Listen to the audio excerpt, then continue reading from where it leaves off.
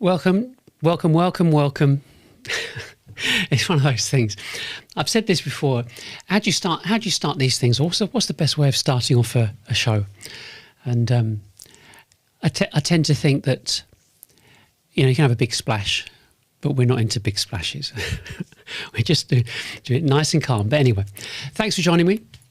This is, as you know, I just want to go onto here. This is the GTM Reset Show, live show. And really, I hope you've had a good week so far. If not, well, hopefully, this will brighten up your day just a bit, because we're going to be talking about the reasons why gated content slows down selling to enterprise prospects as well as SMEs. Nobody's kind of immune to this, and we've also got some quick fixes which you should like.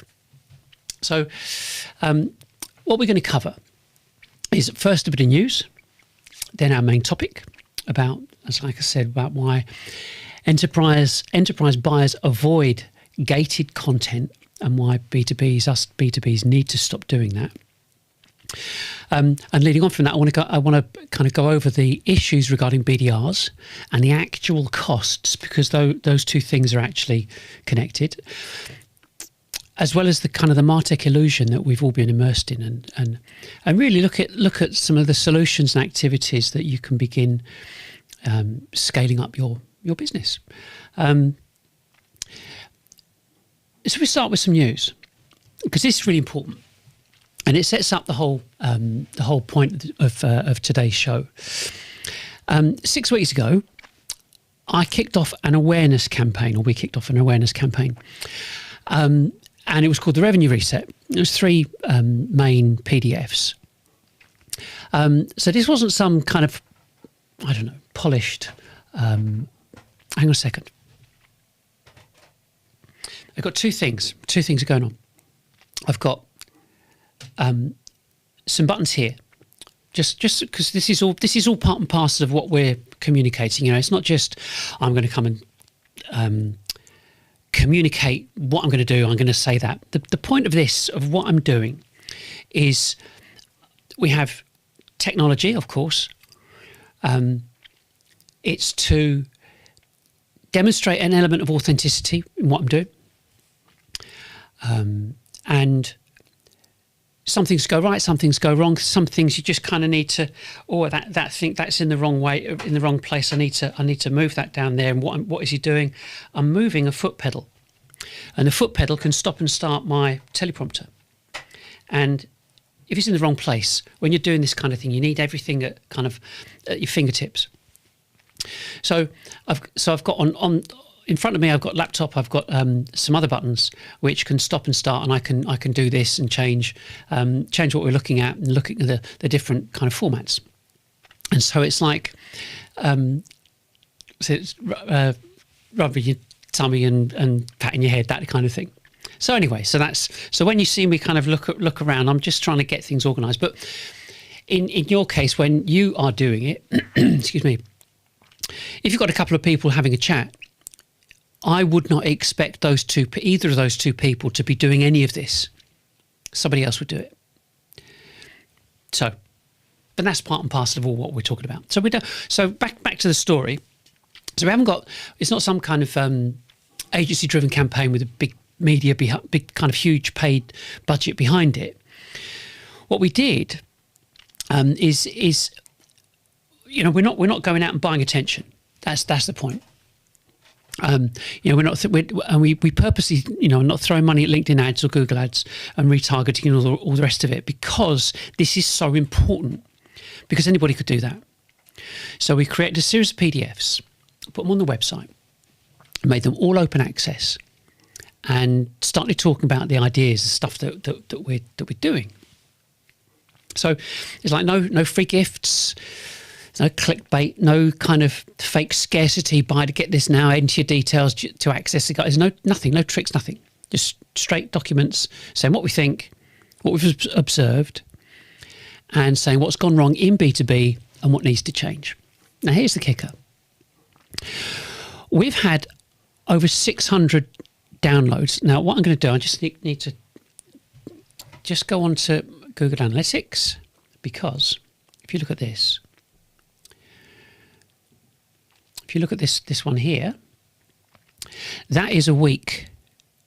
It's the 14th to the 20th. It's 223 downloads. And right now, if I just refresh Google Analytics on there,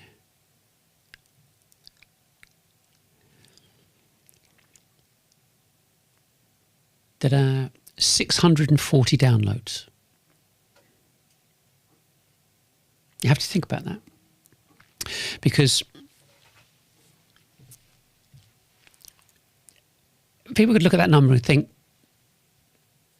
well, you can either pick it up or underplay it or misunderstand it. But if this was a consumer campaign for some, I don't know, selling trainers or gadgets or whatever, 600 might not sound a lot. But we're not dealing with consumers who are going to be clicking around on a Saturday afternoon. We're dealing with specifically B2Bs, and we're dealing with, you know, commercial people at the end of the day. You know, business owners, founders, directors, CEOs, and senior people in business who don't spend their days downloading business PDFs for fun. So when you get over like 600 downloads in 6 weeks without paid media, that's not nothing. That means there are hundreds of businesses choosing to spend time with our type of thinking. And so, you know, you look at that, and this pattern really matters. It's a big deal. It's a really big deal, because it shows things are not what they seem. Of course, you know, it started off slowly, like a lot of things, you know. But this is B2B, and so you expect it to be slow. People don't wake up on a Monday morning and think, oh, do you know what? Let's go and change our go-to-market model. So there's a bit of a trickle, a few downloads, a few clicks, a few documents being consumed, and a couple of blips. And then, like I said, last week, it's like 223 in 1 week. You have to think about this. You have to think about what have been our expectations. This is where it gets really interesting, because it tells you that the activities would tell me the activities compounding. I mean, everything we do is compounding. The PDF, PDF's the live show. The shorts. Then we do clips and social posts and podcasts. Don't forget we do a podcast, so you can you can look at that as well. And a weekly email going out to a really tiny group of people. And all of it stacks up. One thing introduces the next. So, you know, someone sees a social post, then finds a PDF. And someone downloads the PDF and then sees the live show. You know, someone watches a short, visits the site. Somebody listens to the podcast and comes back a few days later and reads the article. And this is how it genuinely really works. So it's not one dramatic leap, but it's like an accumulation of exposure. And, you know, you look at this and you think, wow, okay. And that's where I think most B2Bs got it wrong for years. I'm not saying you, it's us. We've all got it wrong. We've expected the kind of activity to produce this instant human conversation and an instant demo, instant meeting, instant deal. And everything's been judged through, I don't know, the buyer should behave like a shopper standing at the till in a supermarket. But enterprise buying, we all know, doesn't work like that, never did. So you kind of look at the critical part, yeah? 640 downloads. They weren't gated. There's no forms, no forced registration, no handing over of any personal details or thank you, someone will be in touch. It's just a straight download. So you've got to think, well, okay, I hear the 600. So what does that mean? So for us, it means that 600 businesses know what we do. They know the website. They know what we think. They know how we analyse the problem. They know where to find us. They know how to contact us. And that's critical. Will they do it straight away? No, of course not. But that's not the weakness. That's an absolute strength. You have to kind of let go of this. The old assumption, the Martech assumption, is that someone shows you some kind of interest, and you've got to capture. You've got to capture them immediately. You've got to put them in a workflow, score them, nurture them, and hand to someone with a headset and CRM platform. And buyers, I mean, especially CEOs, we don't want that. Yeah, they want the information and education. They want to assess the thinking. They want to self-serve, remain anonymous until they're ready. If you think about how you do things, we do things. You know, that's why books still sell. You know, they've not been chucked in a dustbin. People have not stopped buying books. But you wouldn't expect a publisher to phone up a CEO because he bought a business book. Nobody's expecting like the author to ring up and say, "Oh, I saw you bought chapter 1. Can we book 15 minutes? Have a chat?" I mean, it'd be ridiculous. But that's exactly the mindset of what we as B2Bs have all adopted. So it treats every tiny expression of curiosity as a trigger for us to get involved. Some kind of intervention. Same applies to podcasts. You look at the kind of the podcast phenomenon. So why do people listen? Well, it's just entertainment, isn't it? Well, maybe. But in business, people are immersing themselves in a familiar voice. If you get my drift, like that kind of line of thinking, the way of thinking, the way problems get analysed, and they're kind of comfortable with that person's worldview, and that really matters. I mean, in a big way. I mean, if you look at this, you look at TBPN. OpenAI just bought them. OpenAI just bought them. It's the Technology Business Programming Network. 250 million, 18 months they've been going. Because they understood the value of capturing that attention in a format that people were prepared to spend time with. I mean, some of their podcasts and shows, they're like 3 hours long. So they understand that long form content and thought has value. And it's even more true when you're B2B with a product that solves a serious business problem. You can't just knock out something really quickly. So, you know, that's kind of the news is the things that we have been doing as B2Bs. It's changing or changed, doesn't matter. Yeah, it ain't what we've been doing because people and businesses are not doing enough business. And so the bigger point about all of this is it's all about open access.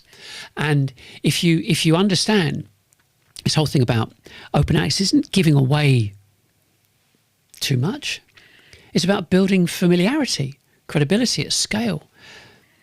And that's exactly why today's subject matters. Because once you see start seeing these download numbers, you see how people are actually behaving when the content's left open. You start to realise why gated content slows down enterprise sales. So, I mean, the point here is that you've got to see, well, what else is there? What else is there about this? And I think that if you look at why it gets slowed down, well, first of all, is that if you gate it, it causes friction at the wrong moment. You think about the psychology at that point. Buyer is curious, yeah? And that's a good thing, great. He's curious. They've seen something, a post, a clip, comment, something like that, recommendation even, I don't know. And they're interested enough to click because they want to learn something. They don't want to buy. They don't want to book a demo or anything like that. Or sit through some sales call just to learn something. And then they hit a form that, I don't know, demands that they want their name, address, email, telephone number, inside leg measurement, company size. Sometimes project timeline, sometimes what's your budget? It's like, come on. I mean, it's staggering. Because what that says is before we let you see this content and whether you're going to determine whether it's even worth your time, we want you to tell us who you are, where you work, what you do, how important you are, and how we can chase you down afterwards. And marketers, they've normalised this to the point where they think it's sensible. Well, it's not sensible. Totally self-centred. It's based upon the assumption that the vendors need to capture data, and it's more important. That's more important than the buyers need to explore something privately. I just, you know, you kind of look at this bit. You know, the whole thing that people want to self-educate. They want to self-serve, self-educate. Yeah. Want to remain anonymous, calculate the ROI. And then speak to a vendor. And that's not us inventing anything new. It's not some new law of business. It's how we, as CEOs, business owners, founders, whatever, have been behaving and evaluating something important for decades. That's how life is. So if you're thinking of, looking at changing some kind of core revenue system, you don't want someone phoning you because you downloaded a 2-page PDF. Yeah, you want to look around and check things out and understand, and you want to read it and watch and compare, think, talk about it internally. And then, when you're ready, you might reach out. Might. But at the end of the day, gated content is predicated. On the opposite, it says at the moment someone's curious, you can pounce on them. Bring them slowly by the neck. But everything slows down because most people, me, especially me, I switch off. Forget it. How dare you call me? How dare you chase me down? How dare you tell me that I've been on your website? This is another problem. Big problem with gating content. And this is a bit just laughable or bizarre when you want to think about it. The entire premise is that your good form, your good content, the good stuff is all behind a form. The premium insight, the premium guide, the full case study, hidden value, blah, blah, blah. So I say that's true. So your best content is hidden behind a form of gated content. Then by definition, absolute definition, your best content is invisible to Google. So that means your strongest thinking, your best explanation, your most useful material, the very thing that could create visibility in the market can't be indexed. Yeah? It can't contribute to any kind of organic discovery in the same way. And it can't help people find you naturally. So the tactic defeats itself. So you hide your best material in order to capture a tiny percentage of people who are willing to surrender their details. And in doing so, you reduce your visibility of the one thing that could have helped you reach a wider market and discover you in the first place. I mean, it's proper counterintuitive, but that's what we've all been convinced to do for years. And then there's the whole kind of lead narrative. Person fills in a form. And suddenly it's called a lead. It's not a lead. It's name and address. It's just a name. Oh, okay, it might be a company name or someone curious. But it's only somebody who wanted a document. Probably maybe has no intention whatsoever of speaking to anyone this week, next one, this week, next week, next month. Who knows? But when that information gets inside the business, that becomes a lead, gets counted, gets reported upwards. CMO says, we generated loads of leads from the website. Everybody claps. I mean, what's that? What on earth does that mean? And what does it do to the business? I heard a story. CMO, yeah. He said, we've got 400 leads. All come through our gated content, demand gen pages. And it was called up at sales kickoff as evidence marketing was working. You know what's coming next. Not one deal. Because the so-called premium content behind the form was scarcely more. I say scarcely. It was a teaser. The buyer had actually been conned into filling out the form for something of like zero value. So yeah, form got completed. Trust was reduced instantly, not increased. 3 paragraphs on the page, 4 paragraphs on the form, on the download. Another story, which is even worse, another CMO, 6,000 leads. An international SEO platform, 6,000 leads. Sounds blinding. But the salespeople who were supposed to benefit, and I knew someone who actually worked there as one of the sales guys, supposed to benefit this flood of information. Nobody got one deal from it. Nothing creating a pipeline, no revenue, nothing. So this is where ship gets misled. This whole marketing, MQA, marketing qualified lead logic, all that kind of stuff. And if it's not marketing qualified lead gen logic, form fill logic, all of it creates the impression of progress, and everyone's like happy days. Oh, look, the numbers are going up. Activity is visible. Look at the dashboards; they're great. But the buyer has not moved any closer to trusting you than before. No additional conviction in anything that they've seen or done. It simply got shoved into a system, and us as CEOs and buyers can feel that. We sense it. We can see it, straight away. You look at what people are doing now. Yeah, the layer on the kind of like the current environment. And we've now got AI dialers, AI written emails, AI scraping tools, reverse IP lookup, and intent platforms, and all these automated sequences. All these businesses are looking to hunt down browsers, and it all signals the same thing in the market, or to the market.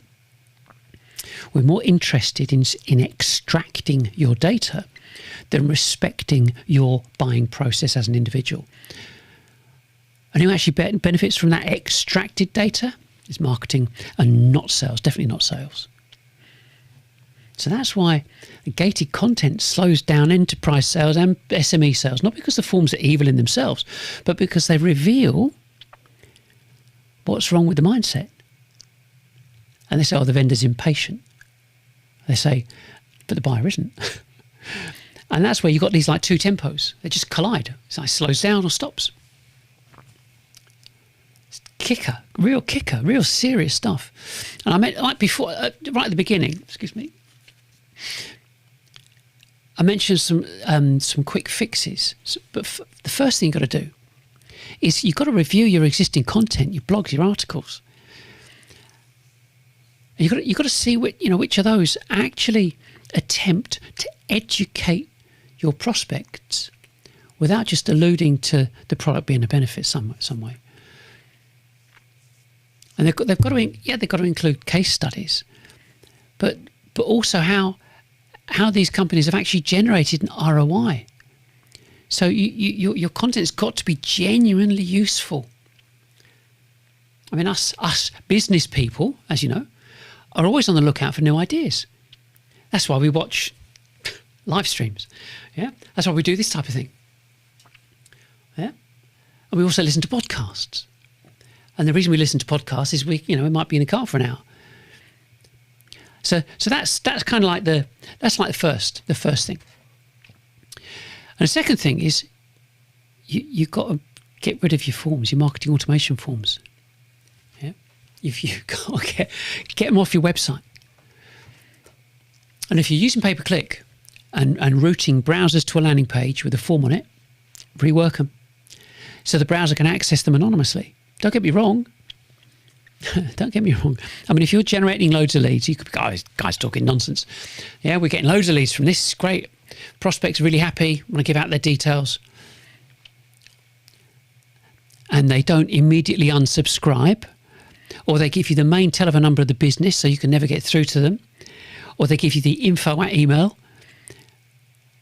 And basically, but if your BDRs make loads of appointments for your salespeople, carry on. If not, the next bit is going to be quite interesting, because you're looking at all these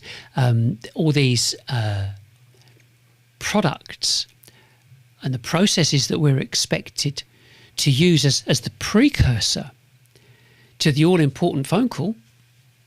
You've got to look at the maths. You've got to look how it actually works and how it affects us, how it all fits together. So if you look at the if you kind of look at how the sales are structured, because gated content has always been connected or joined at the hip with BDR follow-up. Yeah, so you've got your pay-per-click, you've got your download, you've got your forms, you've got information gets squirted into your CRM. BDR follows up, and the hidden assumption behind the gated content is that once you've captured the details, sales development, or the BDRs, take over. Somebody phones, somebody emails, somebody sets some kind of sequence up, or it gets triggered somehow. But basically somebody works the lead. So if you want to test that assumption, see, one of the things about doing this is that you press you've got all these buttons, you go, oh, that's what's supposed to be on the screen. That's what I want you to look at. It's just the next title. I can be pressing these and moving forward and go, oh, I forgot to do that. Never mind. But if you test that assumption with a bit of maths, okay? Because your prospects, if your prospects are related to your total addressable market, which of course they would be. If we said, so you're going to work with me on this. If we said you have a total addressable market of 10,000 businesses, so you're talking an enterprise, right? So in the UK, there are 212,000 businesses with 10 to 50 employees, 38,000 with 50 to 250, and about 8,000 with 250 employees or more. So depending on what you sell, you could say that in practical terms, your total addressable market could be 10,000 businesses, quite reasonably. It's not a problem with that. So if we now look at the technology curve, we also know that 10,000 of those 10,000 businesses are not all going to be relevant and ready at the same time. And that's why the curve comes in. It's really important. So the innovators and early adopters, let me just use this. Move this out of the way. I just want to show you where I'm going with this. Lose pen. So here, this section here, this critical section here of your innovators and early adopters, your enthusiasts and visionaries who are up for reading and assimilating information. These are your excitable prospects. These are the people you want to sell to, that you are going to sell to first, always. So this data goes back, and it's been honed over, I think, decades. 2.5, 13.5 equals 16%. Okay? So the innovators and early adopters are the people that are most likely interested, sooner rather than later. So 16% of the market, 10,000, 1,600 businesses. That is your realistic active opportunity pool that you're bringing something newer or different to the market. So let's look at the phone calling part of this whole equation. A BDR, business development rep, will make about 60 calls a day if you're lucky. So the current success rates are around about 300 to 1, give or take, of finding somebody who might be interested in your product. Some people say the ratio is even worse, but be generous. We keep it at 300 to 1. That means 300 calls to find someone in an interested company who is willing to have some kind of conversation. And let me be really clear, it's not an appointment. That's somebody that might be interested. That's not a demo booked. Yeah, it's not qualified pipeline, nothing. It's just someone, just a human, not hanging up. So if one BDR were trying to work through an active 1,600 potential buyers, how long would that take? 33 years. 33 years. That's, you can be thinking, wait a second, how's he working that out? You have to work it out 300 to 1. Because the part of it, people are going to be in, not available, and so on. I'll come on to that. And the bottom line is it exposes something so completely absurd about the way us B2Bs have been told to think. We've been encouraged to, we've been encouraged to imagine that a large total addressable market coverage can somehow be achieved through a mixture and activity of some BDRs and a bit of gated activity, bit of demand gen. But the numbers don't support it. Absolutely don't. So say you've got a salesperson and you want them to have 4 appointments a week. It's not a big deal. 4 appointments a week. 4 proper conversations. Yeah. And if you've got 2, that means you're going to need. I'm not sure if I need to go on to the next slide, but yeah. But bear with me. So there's 8 appointments a week. So depending on the conversion of assumptions, right? You're going to need a team of 16 BDRs to reach them, to keep them busy.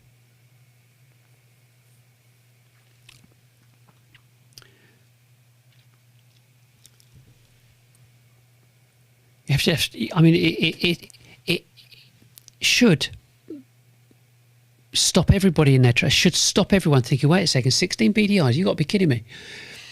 Salaries, national insurance, all the management tools, CRM seats, dialers, data recruitment, training, attrition, office overhead, or remote overhead. You ain't getting much change out of $1 million just to keep 2 salespeople busy with meetings.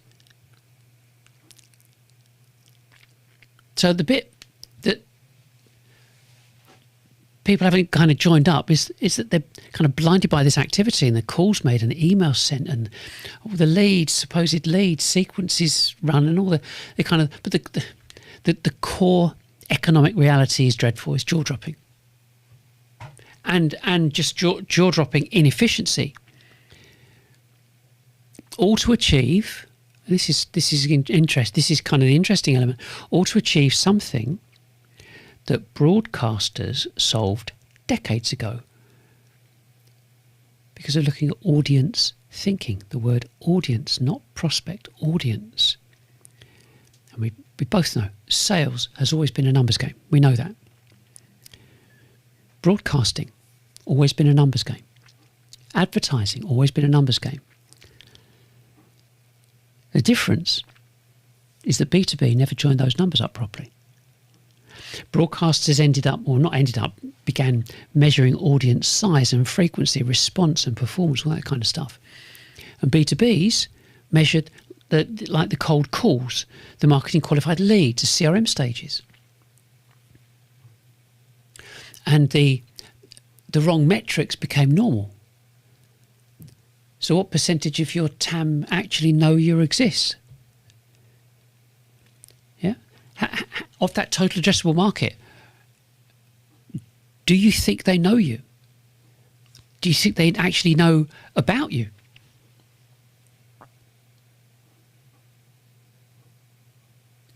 Do any of them see you regularly? I mean, what percentage is actually or can actually learn from you? Because they're the numbers that matter. Only if a sliver of your market ever sees you. I mean, all your downstream metrics, it just support invisibility, if you know what I mean. And that's an interesting way of putting it. You're trying to harvest something from a field which has barely been planted, which explains this obsession with gating and follow-up and so on. And that's why it's just so misguided. Because it assumes the issue is capturing people, when in reality the issue is exposure. And once you realise that, I would say that a huge amount of B2B orthodoxy starts looking like fiction. Because manually telephoning your way across a total addressable market and hoping like demand gen, lead gen, ABM, pay-per-click is going to make a difference, it's not a strategy. It's just coping. And so I think that, you know, you look at the illusion. I mean, it is definitely an illusion. Because you look at what's on offer. You've got to think, how did B2B get into this process when it thinks like forms, workflows, and lead scoring, and all the different ABM layers and dashboards? It's some kind of natural answer to new business development. And in my view, it's because B2B's bought into the B2C logic through the whole Martech software and Martech advocates. Marketing came in with a promise. Build your list, segment your contacts, and nurture them automatically. Score their behaviour, push them along a journey down a funnel. And it all sounded really sophisticated, sounded kind of digital and modern, because it's all software driven. And people assumed it must be measurable, and therefore it must be right. But the examples that have been used to legitimise these were consumer-based or B2B to C. Like any of the big tech companies. You think that they're B2Bs, but the biggest markets are consumers. And also environments like insurance and travel, automotive, kind of broad volume transactional markets. Like I said, even with some tech markets. But they're kind of really, they're selling into like, it is the consumer buying dynamics. But enterprise B2Bs, it's not like that. But still, once the platforms are in, that whole culture started to wrap around the tech. And that the content became a means of getting hold of details and information. And websites, they're there to collect information. And marketing teams became operators of software. And so when that kind of promise started to fail, underperform, the industry did what industries often do, which is they invented another layer. And that other layer was ABM. So when a CEO would say, this automation thing doesn't seem to be delivering, the reply was not, maybe the strategy's wrong or the core premise is wrong. The reply was like, are you using ABM? And at the time, this back like 2016, the CEO would say something like, what? What are you talking about? And so the CEOs and businesses were saying, we not only do you need the content for the campaign, you also needed to communicate to every single stakeholder in that account as well, not just content for that potential prospect. So it wasn't one or two people. In some cases, it was like up to 19 people, 19 stakeholders. And so then you get things like this with your funnel. We've all seen them: top of the funnel, middle of the funnel, and so on. It's nonsense, because this is the propensity to the marketing love. we love an infographic, don't we? So they knock out these infographics. You go, look, top of the funnel, middle of the funnel, bottom of the funnel. Less than 1% of people that go through the funnels actually convert. But these originated in the consumer market. It was Lafley was the president. I can't remember his Christian name, but his surname was, we'll call him Mr. Lafley, was the president of, I think it was Unilever, I think. And he coined this thing called the zero moment of truth, first moment of truth, second moment of truth, ultimate moment of truth. And this was a sequence that people would go through that would, as consumers, you'd recognise you had a problem. Zero moment of truth. First moment of truth was you recognised it and recognised that there was a potential solution. The second moment of truth, I think I've got this right, you recognised that there was a company that could provide that solution to you, and you started engaging with them. And the ultimate moment of truth is when you recommended that company because you bought from them. Top of the funnel, middle of the funnel, bottom of the funnel, customer. It ain't any different. And I think that, when you look at it like that, it shows that businesses have actually been misled, I think. Not I think, I know. They've been misled into thinking that we've all got to follow these examples. And so, the marketing industry has got everyone literally jumping through hoops. But they actually agree, all between themselves, unless you're kind of out and about, that no one actually really knows what's going on. Because all the decision makers stay quiet, stay silent. They self-serve, self-educate, remain anonymous. And you'll love it. You'll love this. It's called the dark funnel. I mean, you couldn't make it up. They keep doing the same thing over and over, hoping for a different result. Einstein didn't say that, by the way. But promising CEOs a different result all the time. Whilst between themselves, within the industry, they know there's a problem, but they don't know how to address it. Because, I mean, even looking at the information that I've got on this particular slide, I'll read it. The reason I'm reading it is because we've got a podcast. We've got a podcast, and people listen to this on a podcast. I just want to read it out for the benefit of the people that can hear this on the podcast. So it says B2B still rely on demand lead gen, ABM, pay-per-click, and cold calls. Less than 1% convert. The average annual recurring revenue full-time equivalent is about 80 to 90 grand in the UK. Not enough. And 91.6% of all businesses fail within 10 years. If you've got a bootstrap company, which is these figures, so you've got 20, 30, 50. 20% the first year, 30% the second, 50% the third, go bust. By year 10, 91.6. If you've got investment, 40% go bust, 80% or 85%, I think it might be 80, fail to achieve their own targets, and 95% don't make the investors any revenue, an ROI. So there's a problem here, but it's my view. It's conveniently being avoided. Don't talk about it. And so you look at the next one. You look at this. I won't make it massive because there's so much data on it you couldn't read it. But half of all marketing, SaaS. Start again. Half of all SaaS is marketing. A little while ago, when this was done, I should have put the date on there. So it's a year or so ago. So it was before all the AI stuff came out.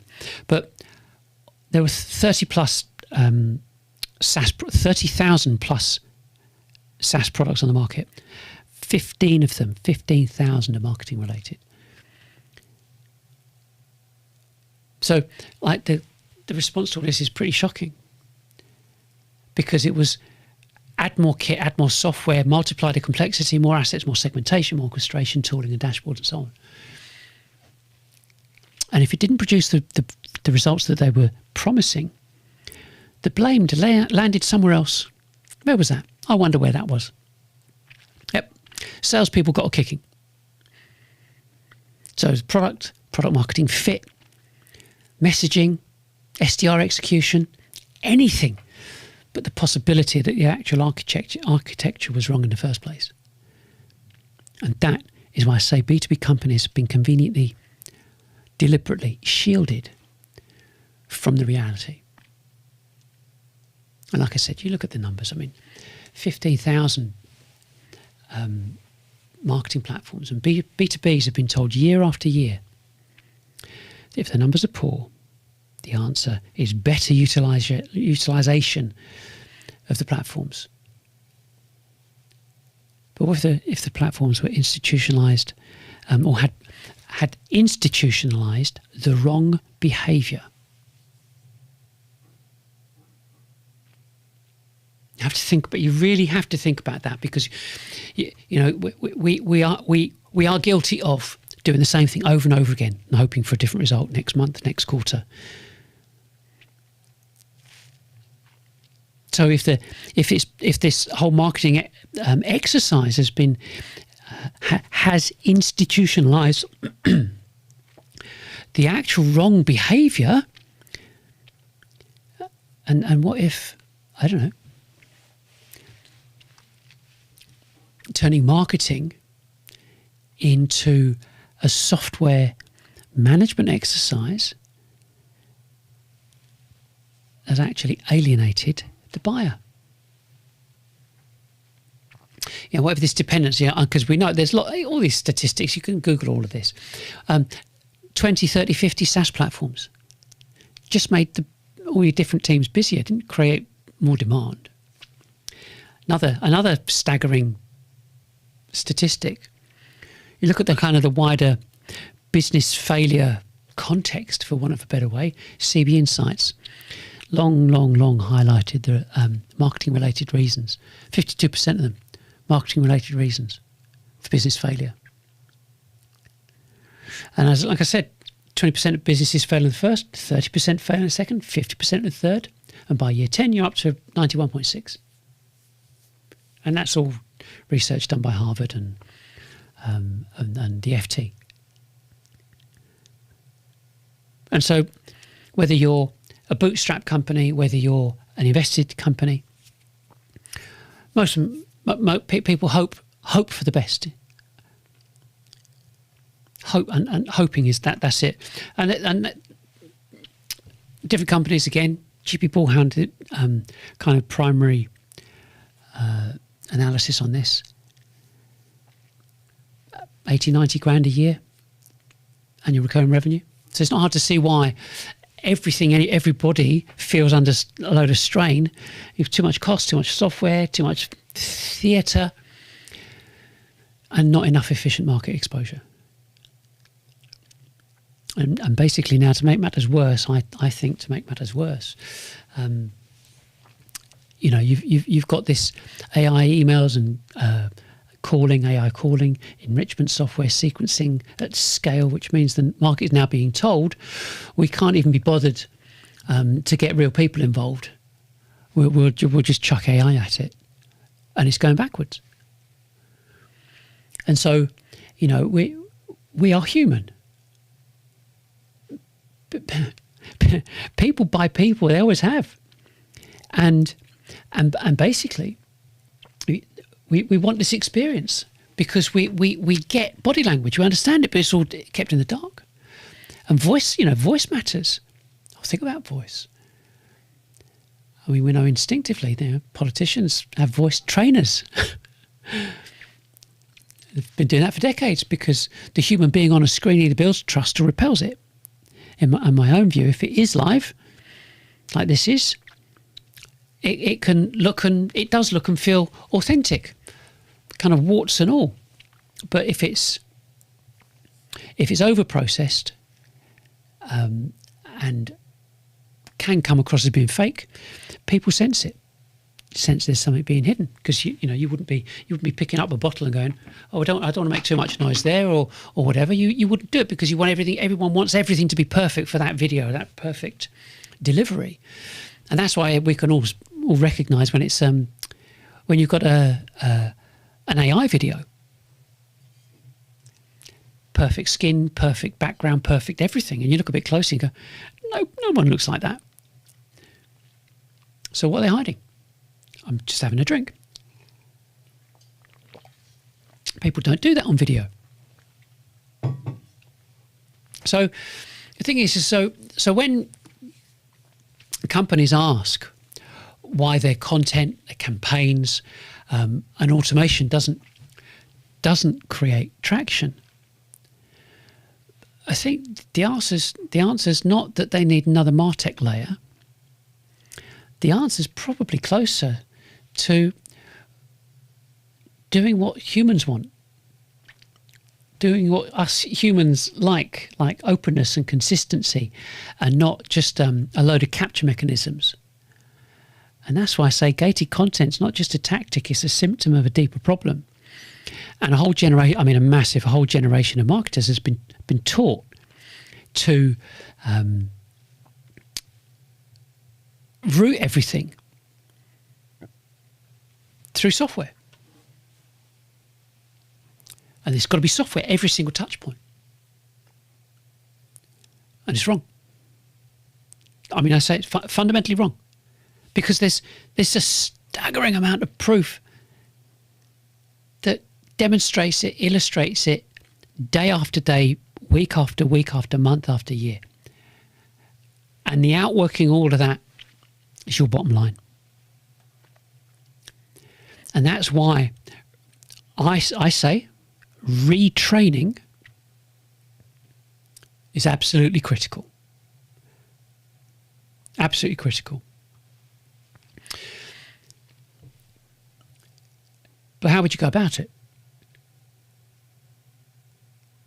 Because you've got to look at attempting to retrain an entire go-to-market teams. Where would you even start?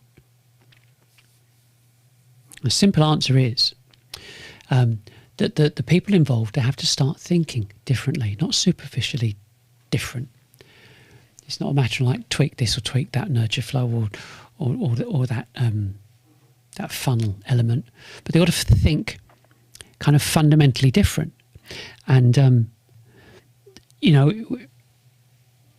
they've got to start from the premise to understand what's gone wrong and why it's gone wrong and what the buyer behaviour actually looks like, and why self-education, anonymity, and why all of that matters, and I suppose why total addressable market visibility matters more than lead count, and why exposure has got to come before engagement. And the thing is once that kind of logic lands with people, and they can see that, they can start to see, I can see where this is leading. I'm starting to get it. And that's why we created the salesXchange course. There's I like this. I've always liked this. You never change things by fighting the existing reality. To change something, build a new model that makes the existing model obsolete. I haven't got my hand on my face just because he has. I take that away. But Buckminster Fuller. Yeah. And the thing is that what are we looking to do? We're not just looking to flog a bit of software. We're saying that there's a different way of doing things completely, because the other one it should be obsolete. It's not just obsolete. It is not relevant for B2B. It's critical to get that. If you're selling insurance or cars or holidays or whatever, marketing automation platforms, demand gen, lead gen, ABM, pay-per-click, great. Happy day, very clever, very, very clever. B2B doesn't work. So that whole transition, that change can only happen if there's a complete understanding of what's gone on in the past, and to understand the creativity required to change something for the future. And so the first thing, I mean, the course, of course, is going to be my first recommendation. Not because I'm just trying to put a product pitch in this, because I can do that anyway, but because businesses don't need another random tactic. They've got to understand, or they've got to have a catalyst to change the existing understanding across the board. Otherwise, they'll buy infrastructure through some kind of ideology or lens that the old assumptions are there, which will just create the same problem again. But with these kind of tools, what we've seen in the past, we know that's how we keep doing things. We keep do as you're told. I've bought this as a CEO. Tell my team, do as you're told, go and use it. They go, well, it doesn't work, or don't, whatever. But the critical thing about the course is that it's actually delivered it's all online. And so there's 6 sections, 20 modules, 189 short videos, 30 hours of content. So someone can do it in a month or in a week if they're focused. It's up to them, entirely up to them. In addition to the course itself, there are 80 worksheets and downloads and so on. So if you get a couple of people to complete the course, which is what I reckon, I do think that's the right thing to do. That's when you've got to say the fun starts, because if you don't see this as fun, you don't do it. They can bounce ideas off them, and they've got worksheets and content and loads of stuff to help guide them. So they're not starting from scratch. They've got everything they need. But the most important thing about this is that they can see the waste. They can see where exposure's been too low. They understand why they would need hundreds of prepared graphics and assets and text assets. I mean, I am talking hundreds and hundreds. There's a reason behind that. And also why something like this, weekly live environment engagement, changes the game, completely changes the game. Because it enables 10, 20, 50, 1,000 people to get to know, like, and trust you. So it's really important for everyone to understand why open access documents are important, the clips, the podcasts, the shows and so on, all of that stuff. It's not content marketing in the old sense, but part of it's an operating model or operating system, which is what we've got. Yeah. And I think I said about a couple of people doing the course. I would say that the CEO and maybe the VP of sales should do the course first. But if you've got a genuine, you see where I'm going with this. If you've got a genuinely open-minded CMO who thinks entrepreneurially rather than defensively, then great, include them too. Definitely. But to be honest, most marketers have been trained down a path where Martech isn't just a set of tools, but a SaaS. It's a belief system, or a religion even. Yeah. So expecting their immediate acceptance might be met with a bit of resistance. I don't care. Say that quietly, because it's what's needed. But the course itself is an important part of the process, because it's the reason it's so important. Transformation. You may have heard these before. Transformation fails. Lots of transformation processes fail, but we're not looking at putting in tens, hundreds, thousands, whatever, different laptops or iPads or whatever. Yeah. This is different. This is just a restructuring of what. So it's transformation or restructuring. It doesn't matter what you call it. But if a business just tries to put the product, the foundational structure in without in kind of internal alignment, it's going to mean that one person's got half the picture and the other person's defending the past 20 years. And marketing would be trying to justify what it's bought and what it's been using, and sales is still frustrated. And then leadership goes back to the same old, which is hoping that there's some kind of silver bullet. And that combination is unstable. We can't have that. So what needs to happen first is you need to have this proper buy-in through genuine understanding. And you know as well as I do, selling is about getting people to believe your way of thinking. And that's the kind of the why regarding the course. You've got to do the course first. So you can see, from this particular slide, there's automated certification. So you do the course, finish them, answer the questions, automated certification, CPD certification at the end of it. So nobody has to do any babysitting or micromanaging or anything else. So that really the course is the first stage. Excuse me. So where does that leave us? Well, that brings us to here.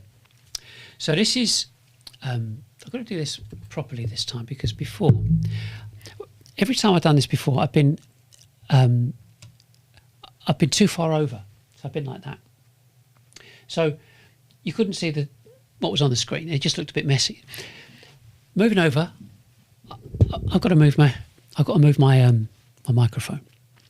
And the reason I use this microphone is because the audio is infinitely better, especially when this gets transposed and put onto podcast. So there you go. There's the reason behind it. So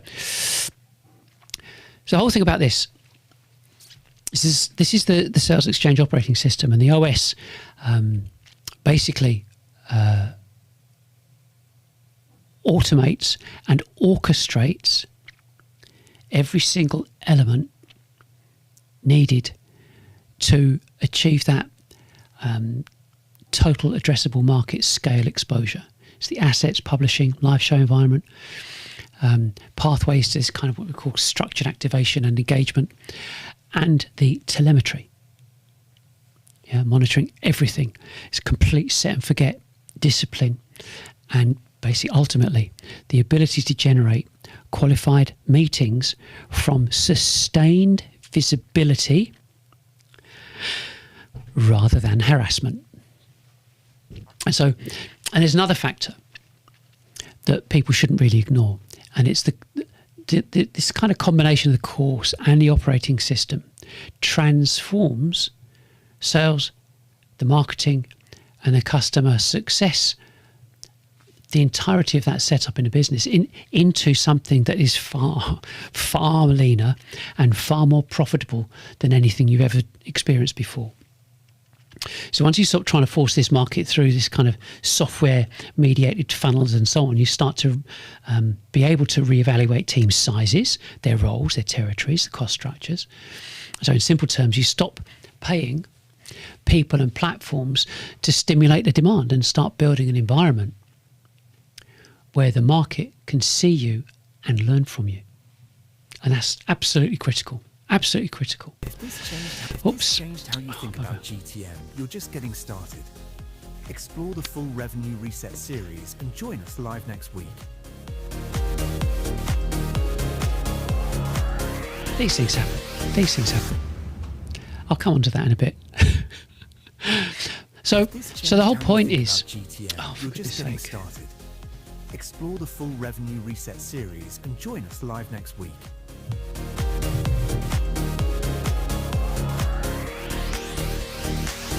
Should come up again. I've got to show you this. Let me just pause that. So I have one of these things which is called Stream Deck. I'll just let you just show that. So you have that there. So I have this thing here. If I press that button there, that's the outro. And I did that by mistake. And that's why I say, I could get all embarrassed, red-faced. I'm not. Because these things happen. And the point is that, even going back onto my prompter script, that I might have got a bit, I just need to go back to there. Okay, so I've just turned the thing off. Now I'm going to turn this here. I'm going to turn this off. So a CEO, yeah, watching this, and the point, what I'm getting at is, I just need to.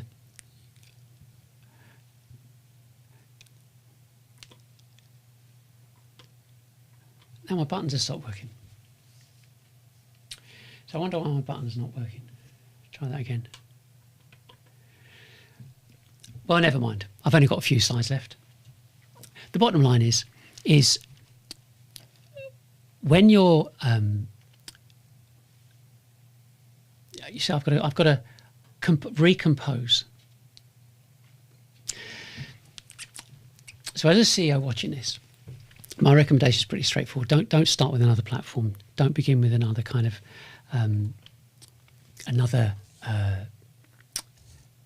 software platform or anything like that, or a form-related strategy or another agency just promising better lead generation. Just like stop.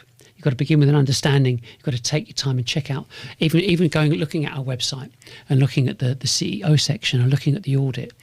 There's a data fill form. I know I said about forms. This is different because this is the logic for that is it's discovery. And so if you understand the logic first, then it helps helps you grasp everything else. The bottom line is if you want your team to know what I know, and this is where the course comes into it, kind of compressed like 40 years into a few hours, into 30 hours, with an outcome. Honestly, with an outcome that will reposition the trajectory of your business.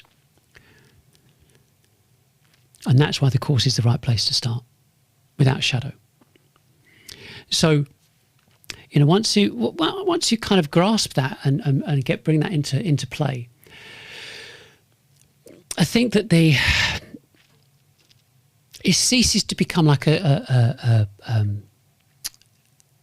leap of faith. I think that's the way it's not about that, because it's a natural next step, and I think because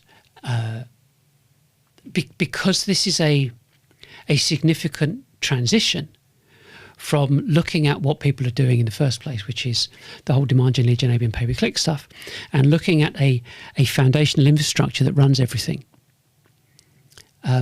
That's the point of the show, to say we all know it doesn't work, but really up to now, you could say, well, you just keep doing it because there is nothing else. And we would all be right.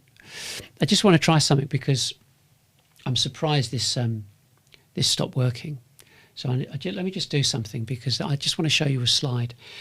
And if I can get this functioning, we should be good to go. So I guess go to SuperSource.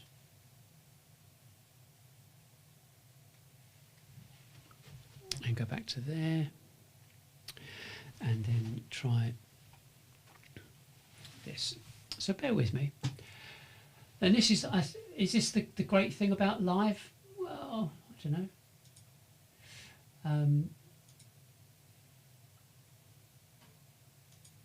We have to look at this and just wonder why it's chose to stop working.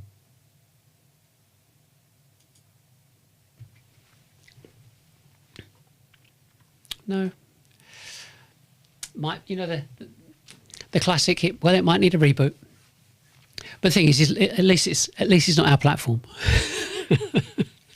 It's just the streaming process. But the bottom line is gated content slows down enterprise sales as well as SME sales, because it just kind of shows that impatience and genuinely a misunderstanding of a buyer's behaviour. And so as CEOs, we kind of we do recognise it in ourselves. You know, that open access accelerates that trust because it respects how we behave if we're looking for information. And when you combine all of that thinking into the right model, you don't just improve the marketing. You show how a business can create new business altogether. It changes the whole infrastructure, and it's all supposed to be and not supposed to be. It all happens at scale. So the conclusion to all your work and the reorganization of your GTM infrastructure, your go-to-market infrastructure, and implementing a new business is you get a sequence of dashboards. I can't show it right now, but I will post this up on when I do the video. I'll put the dashboard up on one side, and it shows you how much exposure you've achieved based upon impressions and reactions, engagement, and most importantly, the completed forms that book the meetings that generate the proposals. And that's if you imagine you're reaching out and communicating to a very, very large market, and a percentage of them are watching you and looking at you, and they could from anywhere in the world say, do you know what, I think I'll find out a bit more about this, and they go onto your site, they complete the discovery, and a meeting is booked. How many meetings could you cope with? Because that's where we're at with this. And with everything happened and presented to salespeople, with all of the work done, everything prepared for them in preparation for that meeting, what does it mean? Well, it actually means nobody gets behind, and you can cope with more business than you've ever had experience with. And that's what's critical. Well, apart from the end bit, and my buttons have chosen to stop working. I'm sure there's a very simple explanation. But that's it from me for this week. And I hope you join me next week. And I hope that we've maybe sown some seeds, because that's really the main thing. If you have any queries or questions, you know you can get in touch with me online, our various places online, our website and so on. But I think that's it. I'm going to press the button again. I'm going to see if it works. If it doesn't, I just have to cut this off and go, see you next week. And I'll tell you next week what the problem was. Anyway, bye for now. That's it. If this changed how you think about GTM, you're just getting started. Explore the full Revenue Reset series and join us live next week.